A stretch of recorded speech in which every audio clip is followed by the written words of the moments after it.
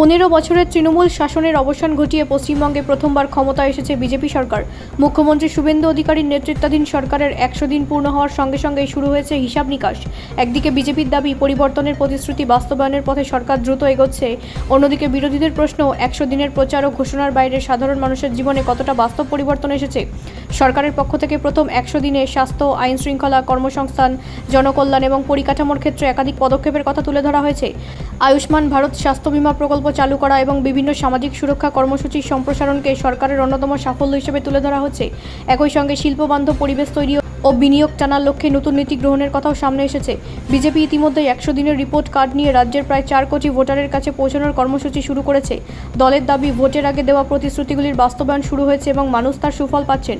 তবে সাধারণ মানুষের মূল্যায়ন একরৈখিক নয়। কলকাতা ও জেলার মানুষের একাংশের বক্তব্য, দীর্ঘদিনের রাজনৈতিক পরিবর্তনের পরে নতুন সরকারের কাছ থেকে তাদের প্রত্যাশা অনেক বেশি।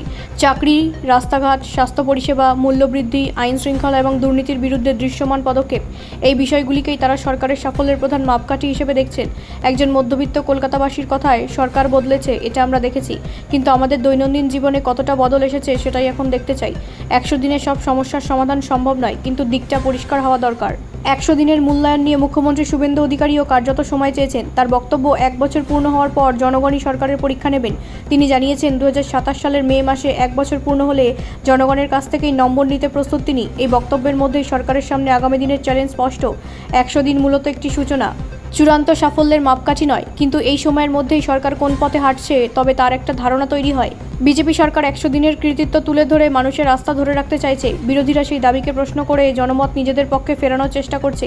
ফলে 100 দিন শেষে সবচেয়ে বড় প্রশ্ন একটাই, বঙ্গবাসী কি পরিবর্তনকে বিশ্বাস করতে শুরু করেছেন, নাকি এখনও নতুন সরকারের কাছে আরও প্রমাণ চান? এই প্রশ্নের সম্পূর্ণ উত্তর হয়তো 100 দিনে পাওয়া সম্ভব নয়, তবে আগামী কয়েক মাসে কর্মসংস্থান, আইন শৃঙ্খলা, বিনিয়োগ ও জনকল্যাণমূলক প্রকল্পের বাস্তব ফলই নির্ধারণ করবে 100 দিনের রাস্তা শেষ পর্যন্ত 5 বছরের বিশ্বাসে পরিণত হবে, নাকি অনাস্থার জায়গা আরও শক্ত হবে। ব্যুরো রিপোর্ট, রাষ্ট্রীয় প্রসার বাংলা।